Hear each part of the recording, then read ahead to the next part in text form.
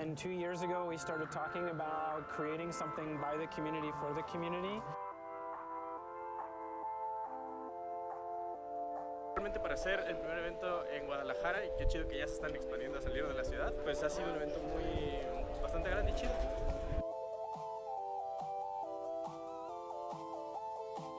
Porque queremos llegar hacia los jóvenes, a los nuevos talentos que están emergiendo en ciberseguridad, y ¿por qué no?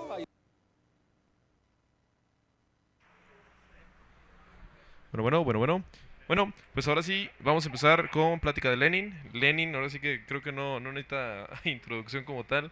Lenin es un full stack engineer, ahorita está trabajando como security engineer en Google. La verdad que Lenin, sus trabajos de ciberseguridad y su pasión de ciberseguridad ha alcanzado, creo que muchas pláticas, lo he visto en DevCon, lo he visto en todos los lados. Entonces la verdad, esta plática les va a gustar mucho. Entonces los dejo con Lenin. Bueno, sí funciona. Pues muchísimas gracias, que me muevo para acá para no escuchar mi voz. Como ya bien decían, esta es mi segunda vez aquí en HackGDL. Me da mucho gusto cómo está creciendo el evento, cómo cada vez hay más y más talento. Y mi contribución, mi granito de arena, les voy a hablar algo de hoy, que es un tema súper importante, que es muy relevante para toda la gente que está metida en ciberseguridad, gente que quiere empezar en esta área también. Y con eso comenzamos. Antes que nada, un poco acerca de mí. Como ya dijeron, mi nombre es Lenin Alevsky, yo soy de México. Actualmente trabajo como Security Engineer para Google en California. Me encanta el software libre, también soy contribuidor. Tengo un par de proyectos que estoy trabajando. Si están trabajando en alguna aplicación, alguna plataforma, por favor acérquense a mí, me gustaría escuchar qué es lo que están haciendo. He trabajado en el mundo de las startups, en el mundo corporativo, un poco de todo. Y me encanta hablar de ciberseguridad, ¿no? Ahorita vamos a ver por qué. La agenda de hoy, ¿de qué se va a tratar esta charla, no? Vamos a hablar un poco del software como tal, de las diferentes integraciones. Vamos a hablar acerca de los riesgos más comunes o los errores más comunes, por no llamarlos de otra forma, a la hora de hacer software, de hacer integraciones. Vamos a hablar un poco acerca de los casos de estudio. Vamos a hablar específicamente de un CVE, de uno de mis CVEs que publiqué en 2023. La metodología, el research, cosas de ese estilo. Y finalmente vamos a terminar con cuáles son como los low hanging fruits, ¿no? Para gente que quiere empezar a hacer research en el mundo del open source, quiere empezar a encontrar vulnerabilidades de ese estilo, ¿cómo pueden hacerlo? Entonces, bueno, un disclaimer antes que nada, todo esto es con fines educativos, todo esto es un ambiente de aprendizaje, con esto no se incentiva a las personas que hagan ataques, cosas de ese estilo, todo esto es con fines educativos, ¿no? Entonces, antes de comenzar, por favor levante la mano quién ha ido a charlas, por ejemplo, de Application Security, ¿no? De seguridad de APIs, cosas de ese estilo, ¿no? ¿Quién ha ido a charlas, por ejemplo, de temas como seguridad en dependencias, software bill of materials, cosas de ese estilo, ¿no? El día de hoy vamos a hablar de otra que no he escuchado que sea muy común, que es, por ejemplo, dentro de ese reino de vulnerabilidades, los ataques de ejecuciones de comandos, que son, hasta el día de hoy, siguen siendo muy populares, pero parece como que el mundo de las APIs y las dependencias es lo que se está volviendo más popular, entonces vamos a hablar de esto. La primera parte es, no importa si eres, por ejemplo, alguien que está comenzando a aprender Python o algún lenguaje de programación, apenas está escribiendo tus primeras líneas de código, o ya eres un desarrollador experimentado con mucha carrera, mucha trayectoria, todos estamos de acuerdo que un programa que no se conecta a nada, es decir, que no importa librerías, no hace llamadas de APIs, pues no sirve de mucho, ¿no? El programa tiene que hacer algo, ¿no? Tiene que recibir información y conectarse, ¿no? Enviarla a otro lado. Entonces, como desarrolladores de software hay varias formas de hacer eso, ¿no? Muchas de estas formas están influenciadas muchas veces por recursos, como tiempo, dinero, por el stack de tecnologías que utilizas, por los deadlines, por cosas de ese estilo, ¿no? Entonces, hay varias formas en las que un programa llama, digámoslo, a otros programas. Las más populares o las categorías más grandes serían, en la primera, por ejemplo, librerías y dependencias, ¿no? Imagínate que estás programando una aplicación web, quieres desplegar un calendario, podrías hacer el calendario desde cero, ¿no? Pero quizás ya hay una librería que lo hace, ¿no? Entonces puedes importar esa librería. Lo mismo para el backend, también puedes importar librerías en el backend y hacer tu desarrollo, ¿no? Entonces no reinventas la rueda. La segunda forma es directamente llamas servicios externos. Eso significa por un canal, por una red, usualmente mandas y recibes paquetes. Esto es muy común a la hora, por ejemplo, de llamar APIs. ¿Quién aquí, por ejemplo, ha trabajado con APIs de OpenAI o ahora muy común cosas de inteligencia artificial? Es una SDK, ¿no? Que usas una librería que cargas en tu proyecto, entonces mandas y recibes información con los servidores de OpenAI, ¿no? La tercera, que es literalmente, si tienes un binario, puedes ejecutarlo por medio de tu programa, ¿no? Y esta, que es la más común, generalmente lo usas por cuando la integración que quieres hacer pues no tiene APIs disponibles, no tiene librerías, no tienen SDKs, estás en un deadline. Lo usas mucho, por ejemplo, para hacer pruebas de concepto, MVPs. Esta es otra forma de hacer integraciones, ¿no? Cuando desde tu programa llamas otros programas.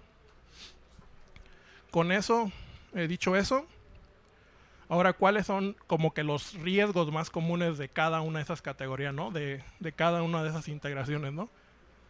Pues bien, en la primera categoría, librerías y dependencias, aquí tenemos una familia de vulnerabilidades, como por ejemplo, dependency confusion. Aquí están los famosos supply chain attacks, es decir, cuando alguien, por ejemplo, hackea al proveedor que produce esa librería, ¿no? Y ahora esa librería tiene una vulnerabilidad que tú heredas. Están los ataques de typo squatting. Básicamente alguien crea una librería con un nombre muy similar y tú a la hora de importarla cometes un typo, ¿no? Importas la librería maliciosa. Están tampering de los paquetes. De nuevo, alguien hackea al proveedor. No existen controles adecuados de provenance y alguien inyecta malware. Y también misconfiguración de esos paquetes, ¿no? Entonces aquí tienes, por ejemplo, cosas como SolarWinds, tienes Log4j, tienes tus adversarios que hackean repositorios de GitHub y luego les meten malware, ¿no? Y después tú lo descargas, confías en el autor, pero pues ya te infectaste, ¿no? Entonces esa es la primera familia, ¿no? De vulnerabilidades, ¿no? Ahora, ¿qué pasa cuando conectas tu aplicación a servicios externos, ¿no? Por una llamada en la red. Aquí te enfrentas a otro tipo de problemas, digámoslo así. Tienes que sanitizar los datos, tienes que validarlos. No solamente lo que tú estás mandándole a ellos, pero también lo que el servidor te regresa, ¿no? Tienes que validarlo. Tienes que validar la integridad y la autenticidad de las conexiones. Tienes que aplicar seguridad en tránsito, o sea, encriptación en tránsito. Y también importa mucho la privacidad, ¿no? Aquí entra el caso, por ejemplo, riesgos más comunes. Digamos que alguien quiere guardar información en una cubeta, en un S3, y lo expone a internet, ¿no? Como vimos que fue un caso muy sonado de una dependencia del gobierno hace unos años aquí, ¿no? Simplemente dentro de esta categoría entraría, por ejemplo, el publicar una página web. Ahora te expones a riesgos como los scrapers, ¿no? Gente que está escaneando tus sitios para extraer información, ¿no? Ha habido muchos data breach, muchas brechas de datos en el pasado, entre ellos Capital One, Tesla tuvo una brecha de datos, Facebook, ¿no? Lidiando con Cambridge Analytica, cosas de ese estilo, ¿no? Entonces, la tercera familia de vulnerabilidades de las que hablaba es llamar binarios directamente desde tu código, ¿no?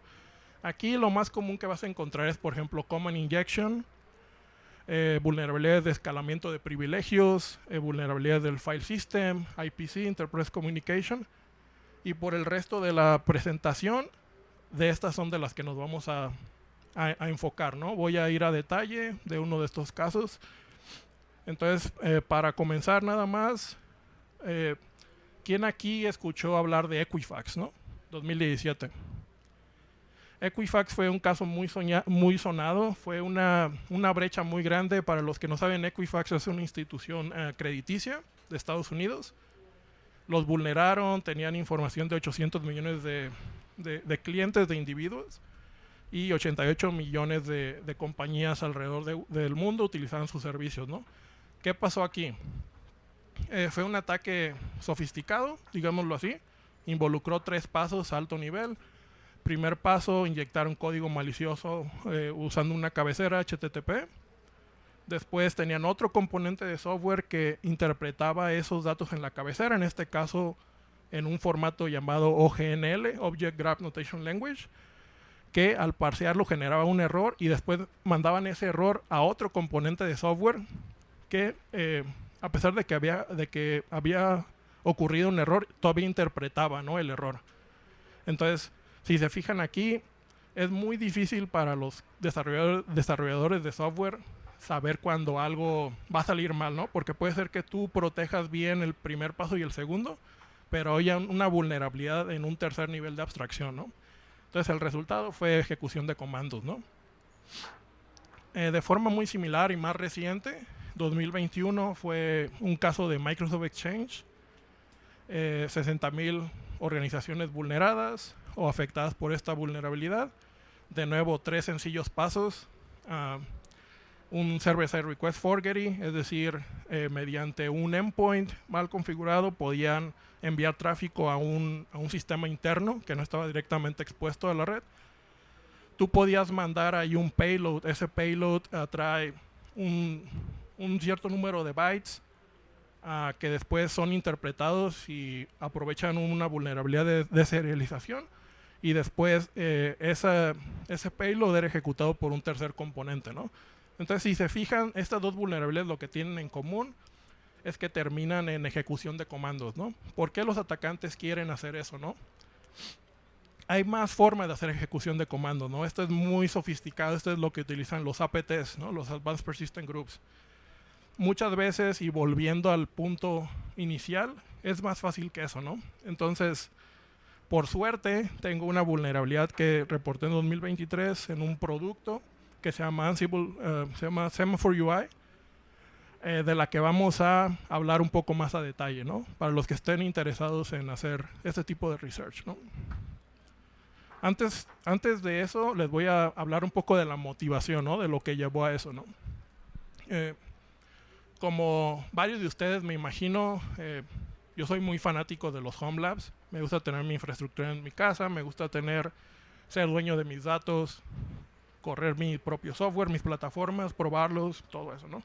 Entonces, tengo mi home lab, tengo una combinación de varios tecnologías, productos, llamémoslo así. Tenemos Proxmox, Kubernetes, Ansible, tengo cosas en la nube, tengo cosas en bare metal, tengo cosas virtualizadas, tengo un desmadre, ¿no?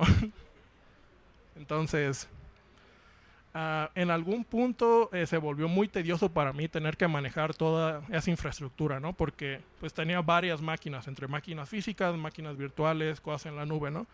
Entonces ahí fue cuando empecé a descubrir una herramienta que se llama Ansible, ¿no? Que me imagino varios están familiarizados, ¿no?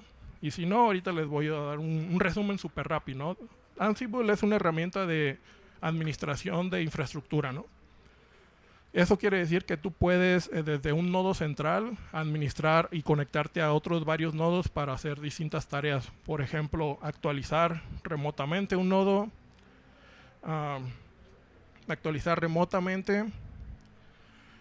tú defines una tarea en lo que le llaman un playbook, que es algo de este estilo. Tú escribes ahí qué acciones realizar, ejecutas el playbook y eso va a correr en el nodo remoto, ¿no? Pero de nuevo, ¿no? Todo esto se hace desde la línea de comandos. A veces no tengo acceso, a veces estoy fuera, no estoy en mi laboratorio, estoy de vacaciones, no tengo acceso a una línea de comandos, ¿no? Entonces, hasta cierto punto me cansé y pensé, debe de haber una mejor forma, ¿no? Y sí hay varias, ¿no? Hay muchísimo desarrollo alrededor de Ansible y encontré un producto muy bueno que se llama Semaphore UI. Semaphore UI es un proyecto open source con mucha popularidad, que básicamente es como un wrapper alrededor de Ansible, ¿no? De Ansible Playbook, ¿no? te da una UI para manejar infraestructura, no solamente usando Ansible, puedes hacerlo con Terraform, con OpenTofu, Bash, Pulumi, cualquiera, ¿no? Entonces, lo descargué, lo estuve probando. En la teoría funciona genial, porque, por ejemplo, Semaphore UI, como ya dije, utiliza Ansible, y yo ya tengo cientos de playbooks, ¿no? Que no quería tirar a la basura, quería reutilizarlos. Entonces, Semaphore UI es muy amigable con eso, ¿no? Ansible me permite, como ya decía, controlar máquinas virtuales de Bare Metal Cloud, y tiene una funcionalidad muy buena, ¿no? Que Semaphore UI puede jalar esos playbooks desde un repositorio. Entonces, funcionaba perfecto para mi caso, ¿no? Pero de tanto usar el producto, de tenerlo corriendo en mi infraestructura, me empecé a preguntar, ¿no? Lo que siempre, la mentalidad de hacker, ¿no? ¿Cómo Semaphore UI utiliza Ansible, ¿no? ¿Cómo hicieron la integración, ¿no? Descargué el código fuente, configuré mi ambiente, no sé si se ve aquí, ahí está. Fui literalmente leyendo línea por línea, ¿no? Debugueando, y llegué a un punto donde no sé si se alcanza a ver bien. Para empezar, el lenguaje que utilizan es Go, ¿no? Es uno de mis lenguajes en los que tengo mayor experiencia. Entonces fui debugueando y encontré algo que yo creo que nadie quiere ver jamás en el desarrollo, ¿no? Que es una invocación directa de un comando, ¿no? De un binario, ¿no? Entonces dije, oh, rayos, ¿qué es eso, no? Entonces, al ver eso, pues dije, no, eso no está bien. Creo que hay un problema aquí, ¿no? Vamos a seguir investigando. Me voy un nivel arriba de quien llamó esa función y digo, bueno, al menos hardcodearon el comando, ¿no? Al menos no es un comando arbitrario que cualquier persona pueda pasar. Es el comando de Ansible Playbook, entonces no debería de ser tan malo. Pero si les soy honesto, pues ya no estaba tan cómodo, ¿no? De tener eso corriendo ahí, y más de tenerlo expuesto a internet, ¿no? De tener esa plataforma que está corriendo en mi casa expuesta a internet, ¿no? Porque así es como hackean a la gente. Entonces, pues me decidí a volverme experto de Ansible, ¿no? Security, ¿no? Entonces empecé a aprender de la parte de seguridad. Hay un sitio súper bueno que si no lo conocen recomiendo que lo agreguen a sus marcadores ahora mismo, que se llama GTFO Beans, que básicamente tiene una colección de inteligencia, llamémoslo así, de cómo abusar casi cualquier binario que se encuentre en un sistema operativo, ¿no? Abusar en el sentido de causar denegación de servicios, de escalación de privilegios, cosas de ese estilo, ¿no?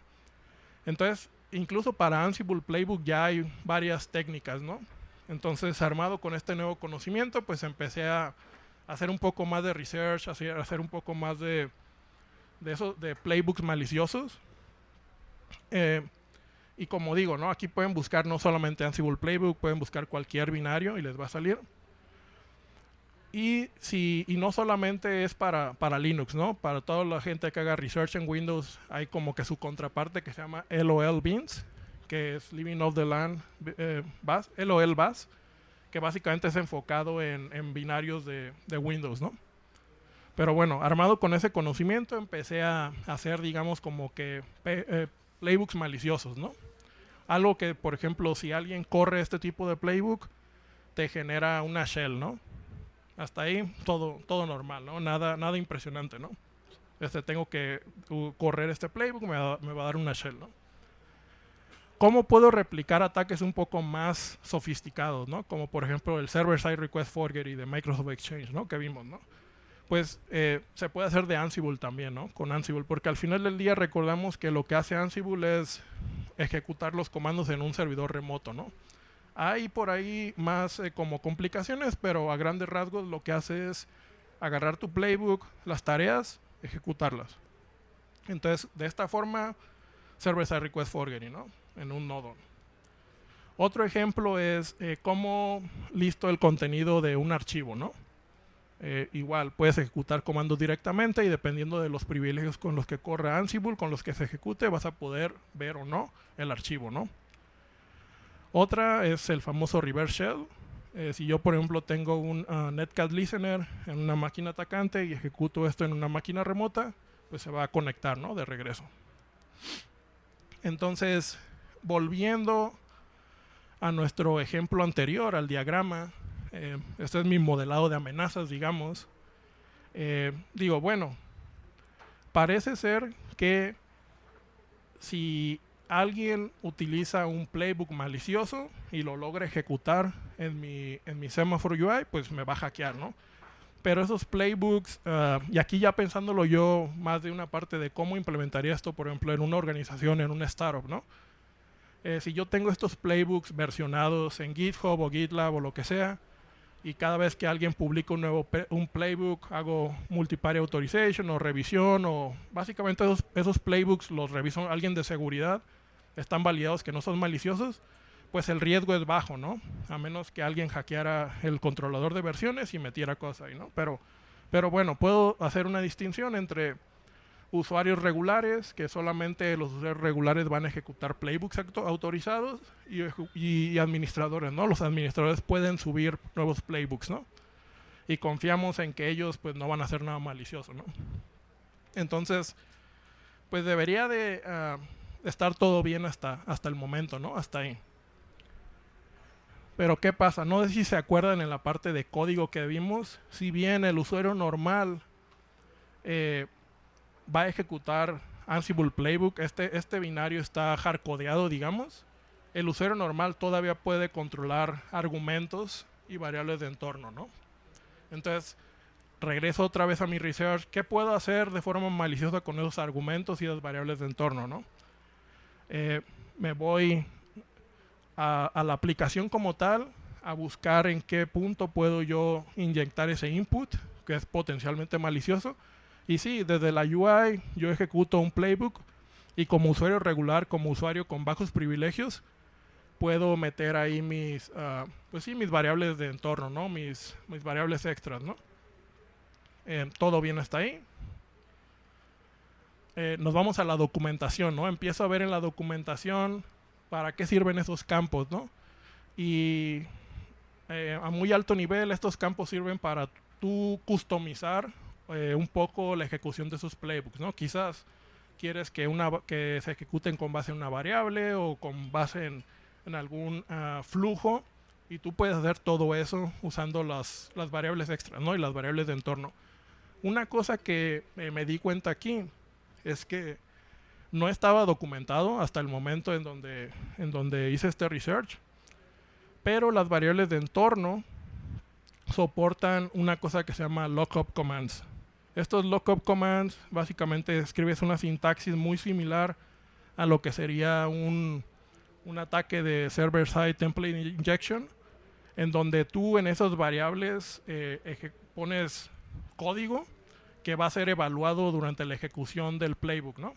Entonces, con esto pues ya se empieza a ver un poco más interesante, ¿no? Porque ya no es solamente código estático, ¿no? Lo que pueden ejecutar los playbooks, ¿no? Sino tú como usuario regular, como atacante, puedes influenciar un poco de la ejecución, ¿no? Entonces, armado con este nuevo conocimiento y sabiendo que no necesito hacer backdoors en playbooks, no necesito hackear el versionador de código, solamente necesito aprovechar esta funcionalidad que no es una vulnerabilidad, sino es un feature de Ansible. Yo puedo escribir estas variables maliciosas ahora, ¿no? Por ejemplo, la primera, ahí está.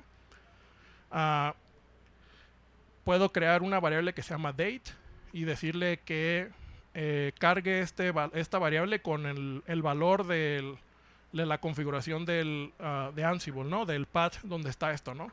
Entonces, si tú vas y lees esta variable o este archivo, dentro generalmente hay, aquí se ve muy negro, pero hay secretos, hay cookies, hay llaves criptográficas, ¿no? En la configuración, ¿no? Que están hardcodeadas, ¿no? Entonces, un usuario con bajos privilegios puede básicamente leer el contenido de cualquier archivo, ¿no? En el servidor. Entonces, ya tenía mis playbooks maliciosos, ahora ¿cómo hago esas variables maliciosas, ¿no? Aquí está otro ejemplo, por ejemplo, de server-side request forgery, que es de ejecuto este playbook en un servidor remoto y luego ese servidor remoto hace un request a google.com, ¿no? Entonces ahí es la parte de server-side request forgetting, ¿no? Lo uso como si fuera un proxy, ¿no? Otro ejemplo es igual out of band exploitation, y así tengo varios, ¿no? Tengo, básicamente repliqué los playbooks maliciosos como variables maliciosas. Ahora, hay una cosa a considerar.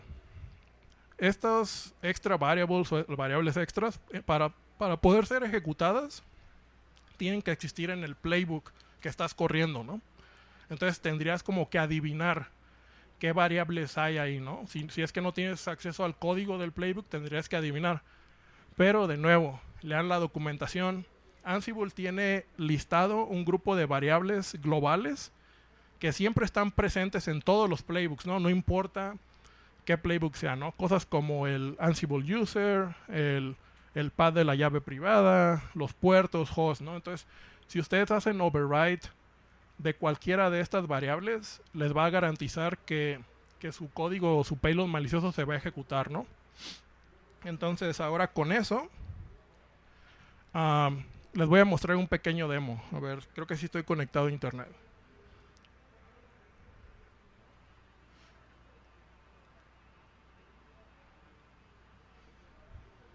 Que básicamente era la prueba de concepto que utilicé cuando les reporté este problema a los desarrolladores. Ups.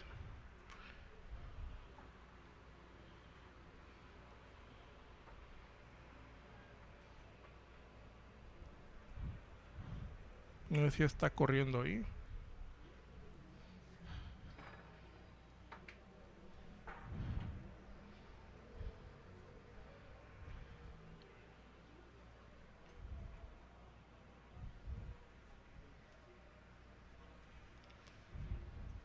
Pero bueno, básicamente en este ejemplo del lado, lo pueden ver, está público en YouTube. La prueba de concepto es bastante sencilla. Del lado izquierdo está el listener con Netcat. Del lado derecho estoy autenticado como un usuario con vagos privilegios. Ya existe un playbook sencillo que es el de apt update para actualizar los paquetes. Lo único que hace el atacante es meter una variable extra maliciosa que lo que hace es conectarse al listener, ¿no? Y eso te da una shell, ¿no? En este caso, en el servidor que está corriendo en Ansible, pero potencialmente puedes obtener una shell de cualquier otro servidor que Ansible conecte, ¿no? Entonces, con eso comprometes la infraestructura, ¿no? Y si se van a una página como Shodan, pueden ver instancias que tienen Ansible corriendo, ¿no? Y si esas instancias tienen password por defecto, potencialmente pueden comprometer esas infraestructuras. Entonces, como resumen, ¿qué fue lo que ocurrió aquí, no? Ansible Playbook como herramienta de administración de infraestructura, por diseño permite ejecución de comandos, ¿no? Ejecución de código, eso es lo que hace Ansible Playbook, ¿no? Hasta ahí está todo bien. Ellos tienen una variable extra, un parámetro extra que se llama extra variables, que hasta donde sé no está documentado, pero te permite pasar esos lookup commands o esas templates de comandos que en tiempo de ejecución se evalúan y tú puedes meter cualquier código arbitrario que tú quieras, ¿no? Semaphore UI, ellos, pues, la forma en que se integran con Ansible es usando exec command, que es la función, la invocación que es para llamar otros binarios. Y ellos dijeron, pues, la función command es muy robusta. Si tú defines el comando hardcodeado, es decir, no es un comando arbitrario, todo bien, el usuario puede usar sus argumentos, ¿no? Pero ellos no sabían que Ansible Playbook por definición te permite ejecución de comandos, ¿no? Entonces eso fue lo que salió mal, ¿no? Hasta ahí. Entonces, ya habiendo explicado esto, la metodología del research, ahora vamos a hablar un poco de cómo expandimos esto, ¿no? Cómo aplicamos esto a analizar más código, ¿no? A explotar más vulnerabilidades, ¿no?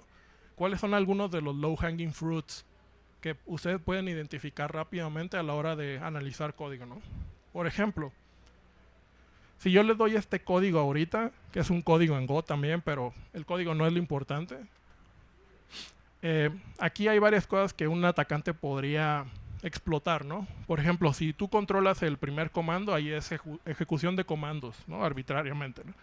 Si controlas los argumentos, Entonces puedes influenciar lo que hace el comando, ¿no? Si este binario tiene una funcionalidad de ejecución de código, pues desde aquí puedes aprovechar eso, ¿no? Si el atacante controla, por ejemplo, las variables de entorno, de nuevo, también puede influenciar la forma en que se ejecuta el comando en el sistema, ¿no? De la misma forma, si controlas el directorio de ejecución, pueden pasar cosas raras ahí que no estaban previstas. Esta es una de mis favoritas. Si, por ejemplo, tú controlas el input, stdin significa standard input.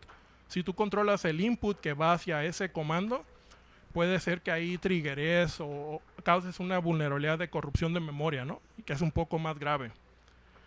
Y al final del día también estos errores que ocurren cuando falla la ejecución del comando pueden contener información sensible como, ya lo decía, como APIs, llaves criptográficas, logs, tokens, cosas que te pueden seguir para, por ejemplo, hacer movimiento lateral, ¿no? Entonces, lo mejor de todo esto, si pensamos como atacantes, es que prácticamente todos los lenguajes de programación tienen una interfaz muy similar para mandar llamar comandos o binarios extras, ¿no? Por ejemplo, en Python tenemos run, Java tiene su forma de hacerlo, en C se hace de esta forma, PHP, Rust, C++. Entonces, virtualmente todos los lenguajes de programación te permiten hacer eso, ¿no? Y por lo tanto, los desarrolladores van a hacerlo, ¿no? Van a utilizarlo, ¿no? Entonces es un juego que nunca se va a acabar, ¿no? Continuamos. Volviendo al tema de Ansible Playbook, aquí les voy a dejar una tarea a ustedes. Si ustedes van, por ejemplo, ya entendemos cómo funciona Ansible Playbook, ¿no? Cómo podemos abusarlo, cosas que podemos hacer de forma maliciosa. Si ustedes van a GitHub, por ejemplo, y buscan por el binario que están importando otros proyectos, podrían, no estoy diciendo que lo hagan, pero podrían hacer su propio research en otros proyectos más, como por ejemplo aquí hay uno de Tesla, ¿no? Tesla Motors, ¿no? Y tendrán sus razones por las que invocar el binario de esta forma, ¿no? Pero a lo que voy es, este es un problema, no es un problema aislado, no es un problema recurrente. Van a encontrar este tipo de errores una y otra vez, ¿no? Como researchers. Entonces pueden ir a GitHub, pueden buscar Ansible Playbook, pueden empezar a debuguear los otros códigos, ¿no? Y ver dónde truenan. Y yendo un poco más allá de Ansible, como les digo, es un problema recurrente. Hay muchísimos proyectos open source muy populares con miles de estrellas en GitHub, miles de contribuidores que utilizan ese mismo approach, ¿no? Ese mismo método de mandar llamar binarios. Por ejemplo, Jenkins sí es un proyecto de manejo de infraestructura, pero al final del día pues ejecuta herramientas como Git, Bash, PowerShell, Docker, ¿no? Entonces, si tú entiendes cómo funcionan estas herramientas y logras manipular la ejecución de Jenkins, puedes potencialmente abusarlas, ¿no? Lo mismo, Packer de HashiCorp Packer utiliza herramientas de construcción y manipulación de máquinas virtuales. De nuevo, ¿no? Puedes mandar llamar estos binarios. Y la que me sorprendió más, porque también la uso en mi laboratorio, ¿no? Y ahora tengo que hacer algo para que no me hackeen, es Argo CD. ¿Alguien sabe qué es Argo CD? Es una herramienta con toda esta filosofía de GitOps, en donde controlas tu infraestructura mediante versionamiento de código. Esta es enfocada en Kubernetes más que nada. Sin irme a tantos detalles, Argo CD literalmente es una herramienta que está hecha en Go, también una plataforma, y literalmente manda a llamar comandos como Git, como kubectl, como Customize, GPG, Helm, Dex, CP, ¿no? Entonces, de nuevo, también hay la superficie de ataque ahí también es masiva, ¿no? Entonces, se lo dejo nada más como tarea, por si les interesa este mundo del security research, leer código, entenderlo a nivel fundamental de cómo interactúan los componentes de software, pueden hacerlo, ¿no? Entonces, ahora vamos a hablar, nos quitamos el sombrero de Red Team, nos ponemos el de Blue Team, de los Defenders. ¿Cómo podemos prevenir esto, no? Y, spoiler, es muy difícil. Más que nada porque como Blue Team muchas veces estás lidiando con esos temas incluso políticos, ¿no? En las organizaciones, temas de recursos, de tiempos. Entonces, algo que yo he entendido, o lo que recomiendo es, si estás haciendo un desarrollo desde cero, tienes que integrarte con algún software, con alguna plataforma. Si existe la posibilidad de hacer una integración utilizando los primeros dos métodos, es decir, dependencias o llamadas de APIs, elige esas, ¿no? Esas generalmente van a ser más seguras que mandar llamar el binario directamente, ¿no? Entonces, la primera es preferir otros métodos de integración, ¿no? O sea, llamar binarios es la última, literalmente. Ahora, si tienes muy mala suerte y lo que estás integrando es código legacy, un binario que no tiene CDKs, no tiene una API, pues todavía puedes hacer ciertas cosas, ¿no?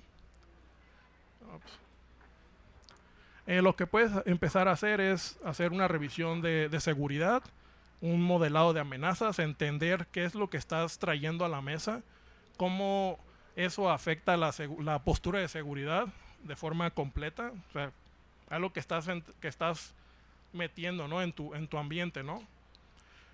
Hablando un poco de la parte de los privilegios, tratar de ejecutar ese código lo más isolado, de la forma más isolada posible. Hay varios cosas complejas en Linux, como por ejemplo C Linux y AppArmor. Puedes controlar qué syscall se ejecutan.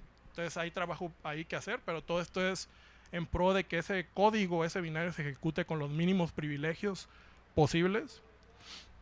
Puedes utilizar herramientas de código estático. Aquí hablamos de, por ejemplo, de open source. Entonces todo esto que es open source, que es código abierto, puedes aventarle herramientas para que traten de detectar estas vulnerabilidades de las que ya hablé, y al menos vas a estar consciente, ¿no? De qué es lo que estás trayendo a la mesa, ¿no? Qué es lo que estás integrando.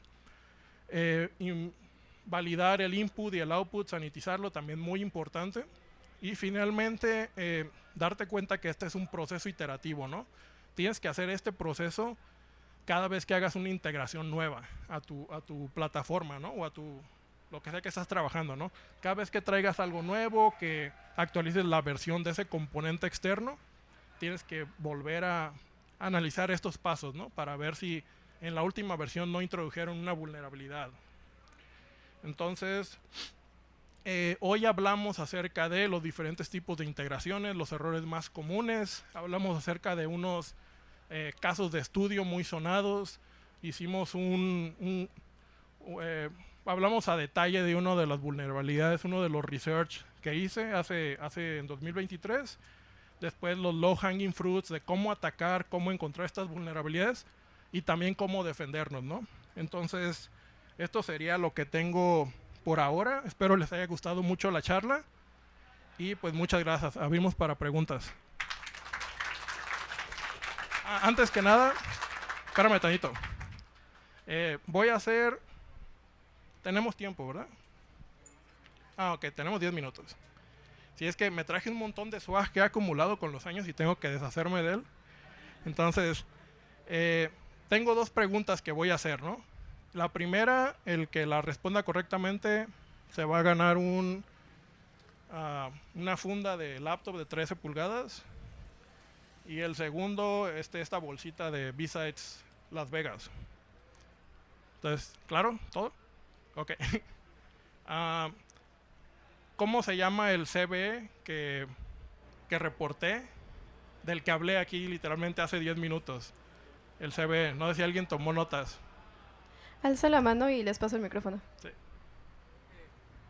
Sí, es el CB 2023-39059. Sí, perfecto. Y un aplauso.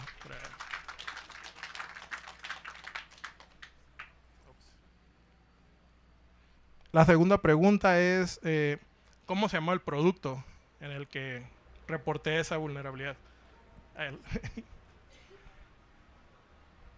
Ansible. Y casi, ¿no? Casi. Semaphore. Ya, sí, acá. Semaphore. Y ya, bueno, ahora tengo preguntas. Bueno, hay una Ancila. más. ¿Perdón? Ancila. ¿Ancilla? Así se llama el producto, ¿no? No, el Semaphore UI. Una tercera pregunta. Esa está muy fácil, pero es... ¿en qué año fue la vulnerabilidad? Ay, ¿quién es? Creo que ese de ahí. Y ya, abro para preguntas normales. Al final de las preguntas... ese viene ahí. Los que pregunten cosas pueden venir y tomar calcomanías. Hay una regla que es... Puedes tomar una de las grandes o 2 chicas. Muchas gracias, Lenin, por tu contribución. La pregunta en concreto es, tú hiciste un análisis, digamos, de a pie, de estar línea por línea, debugueando, depurando. No siempre se tiene el team para hacer eso, ni a lo mejor el tiempo, ni el equipo. Esos dos equipos me refiero de recurso humano.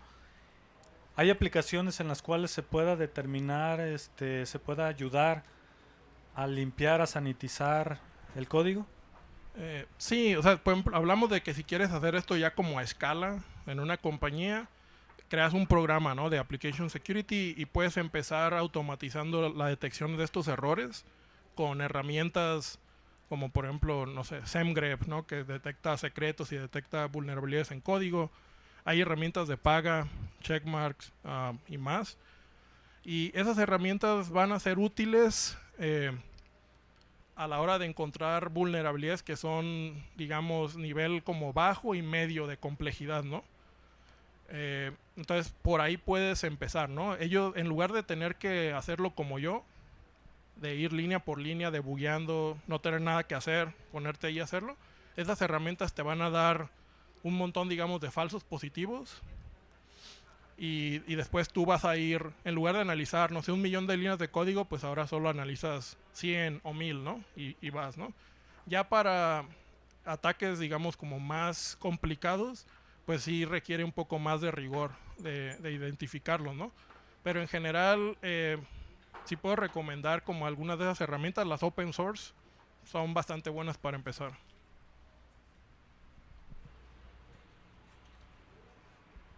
¿Qué tal? Un placer.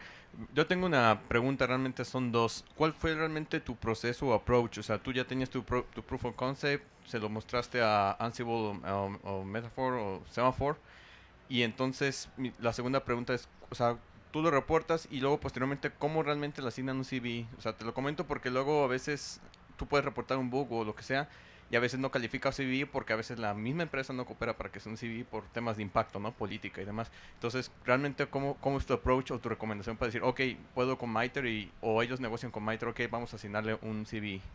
Sí, esto, precisamente estaba hablando de esto con un amigo ayer. Puede ser una charla en sí, ¿no? De cómo las empresas determinan el impacto y si es factible asignarle una vulnerabilidad o no.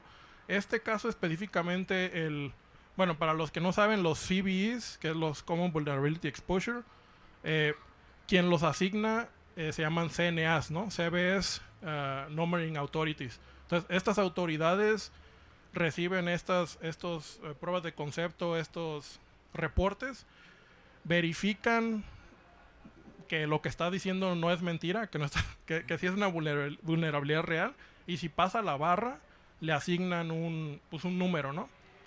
Entonces, antes de eso, lo que yo traté de seguir fue el Responsible Disclosure, que es de ir directamente con los desarrolladores antes de publicarlo y decirles, mira, encontré esto, el impacto es esto y puede ocasionar esto, ¿no? Entonces, afortunadamente en mi caso, pues sí fueron muy buena onda, estuvimos en pláticas, estuve incluso ayudándolos a cómo remediarlo, y ya que ellos ya tenían un parche listo, lo publicaron, ya ahora sí comencé el proceso con MITRE, ¿no? Con MITRE. Entonces MITRE toma este reporte, verifica que si es un riesgo, lo publica y dice, y ya está el parche listo aquí, ¿no? Entonces así es, digamos, la forma ideal de hacerlo. Sí hay formas en donde publicas algo y no te hacen caso, y entonces pues ahí ya tienes que tomar otras medidas, ¿no? Como lo de los 90 días, ¿no? Si no me respondes en 90 días, lo voy a publicar sí o sí. Pero en general recomiendo tener paciencia porque, y más que nada que este es un proyecto open source, no hacen mucho dinero de ello, operan con recursos limitados. Entonces pues sí, ser un poco de buena gente, ¿no? Con la gente que escribe open source. Claro, muchas gracias. ¿Alguien tiene alguna otra pregunta? Recuerden, hay stickers. Si no, de todos voy a estar ahí. Si me ven, me piden stickers. Bueno, pues muchas gracias.